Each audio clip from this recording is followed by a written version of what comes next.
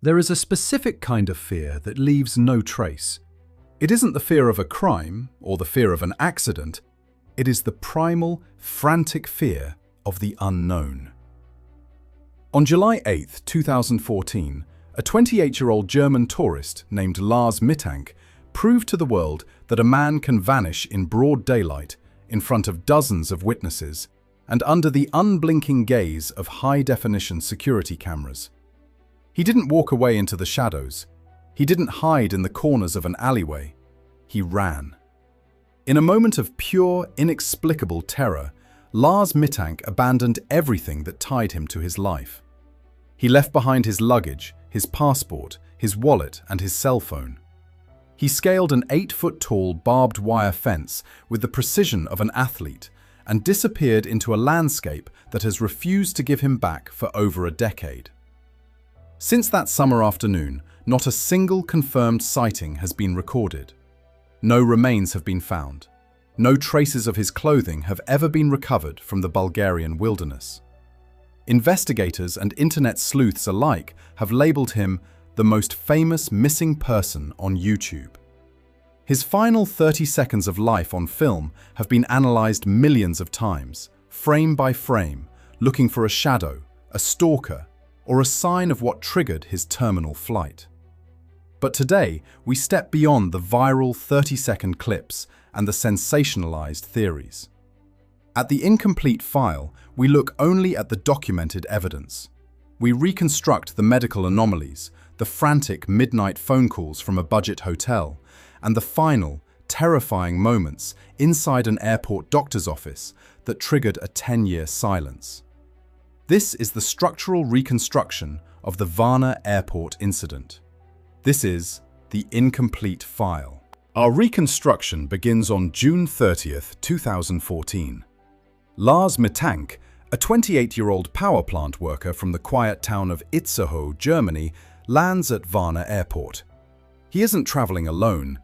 He is with a group of 5 close friends, all looking forward to a week-long break at Golden Sands, a resort destination often referred to as the Ibiza of the East.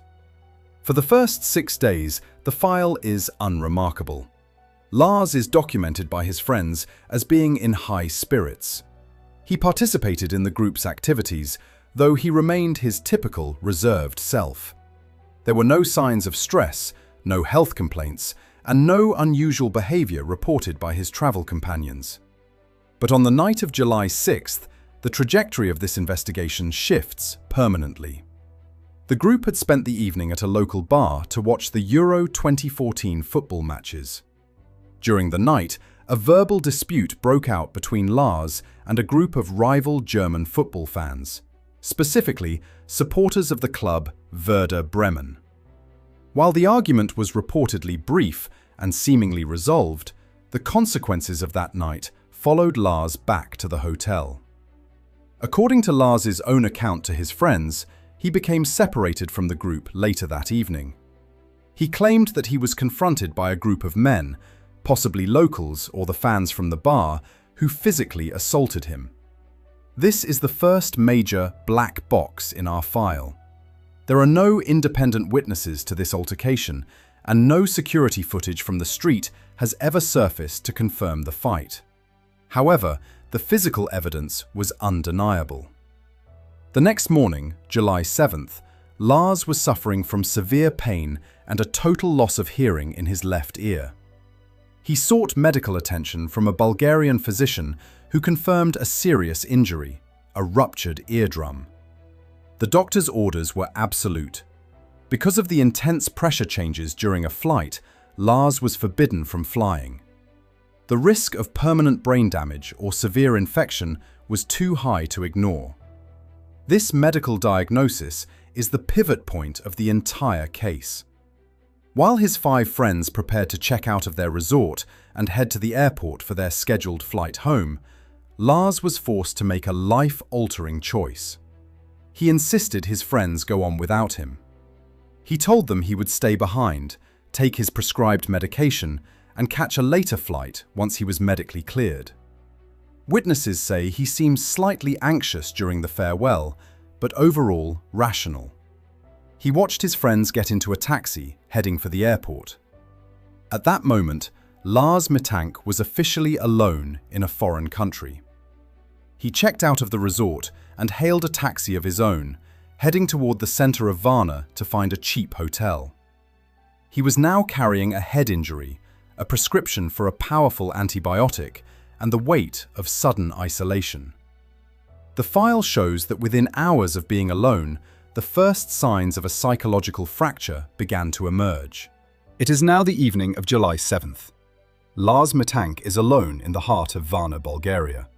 For reasons that investigators still struggle to reconcile, Lars chose to check into the hotel color. In our reconstruction, the geography of this choice is critical. The hotel color was not a tourist destination. It was a budget establishment located in a stark industrial district far from the safety and familiarity of the Golden Sands resorts he had just left. The hotel was quiet, the corridors were narrow, and the atmosphere was one of deep isolation. It is here, within the walls of room 214, that the reconstruction of Lars's digital life reveals a rapid and terrifying collapse. At approximately 8 p.m., the first signs of acute paranoia began to manifest. Lars began to use his cell phone, but not for leisure or to check his flight status. He began calling his mother, Sandra Mittank, in Germany. His voice, according to her testimony, was unrecognizable. He was no longer the calm, collected man his family knew. He was whispering into the receiver, his breath hitching with a primal fear. He told her, and I quote, "They won't let me leave." When she asked who they were, Lars provided no names. He mentioned the men from the football dispute earlier in the week, but his fear seemed to have evolved beyond a simple bar fight. He was convinced he was being watched, tracked, and hunted. During these frantic calls, Lars made a specific request that has become a cornerstone of this incomplete file. He told his mother she must cancel his credit cards immediately. He was certain that someone was monitoring his financial transactions to pinpoint his exact location within the hotel.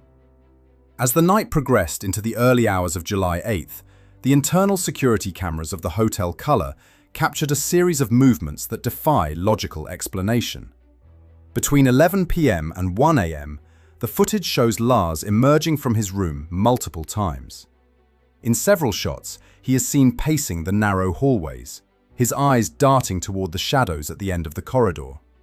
In one particularly haunting sequence, he is seen standing inside the hotel elevator, but he doesn't press a floor button. He simply stands in the corner, pressing his back against the wall, as if trying to stay out of the line of sight of the mirrors or the hallway outside. At one point during the night, the cameras recorded Lars leaving the hotel altogether.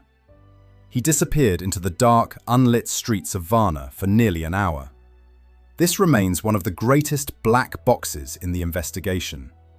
There are no working CCTV cameras on that specific block, and no witnesses have ever come forward to report seeing a man in a yellow t-shirt wandering the industrial district at 2 a.m.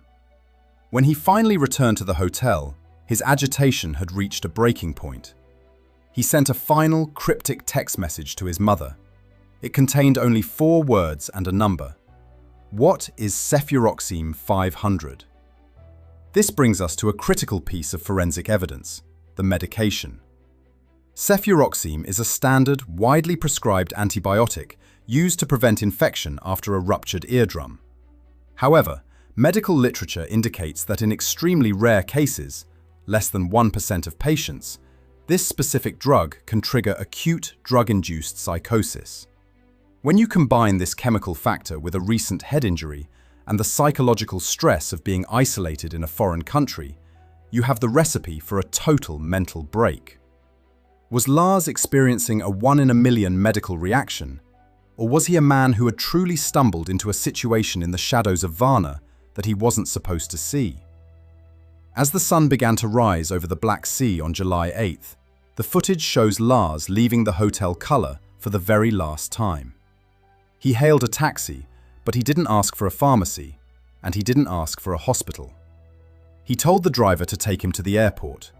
He was seeking a way home, but he was unknowingly heading toward the end of his documented life. It is now the morning of July 8th, 2014. The temperature in Varna is rising, and the airport is beginning to swell with summer travelers. Lars Mittank arrives at the terminal via taxi. To any casual observer, he appears to be a typical tourist preparing for a flight home. He is wearing a yellow t-shirt and carrying a backpack. He walks through the sliding glass doors and heads directly toward the Airport Medical Center. Our reconstruction of the next 30 minutes relies almost entirely on the official testimony of Dr. Kosta Kostov, the airport's on-call physician. Lars entered the small, quiet office seeking a final consultation. He wanted to know if his ear was healthy enough to endure the cabin pressure of his flight back to Germany. According to Dr. Kostov, Lars appeared relatively calm during the initial moments of the exam. He sat in the chair, explained the fight from 2 nights prior, and discussed the medication he had been prescribed. However, the atmosphere shifted in an instant. During the consultation, a man in a construction or maintenance uniform entered the room. He didn't speak to Lars. He didn't even acknowledge his presence. He was there simply to perform a routine task. But for Lars, this was the ultimate trigger. He stood up abruptly, his chair scraping against the linoleum floor. Dr. Kostov described Lars's eyes as being wide, with a primal, paralyzing terror.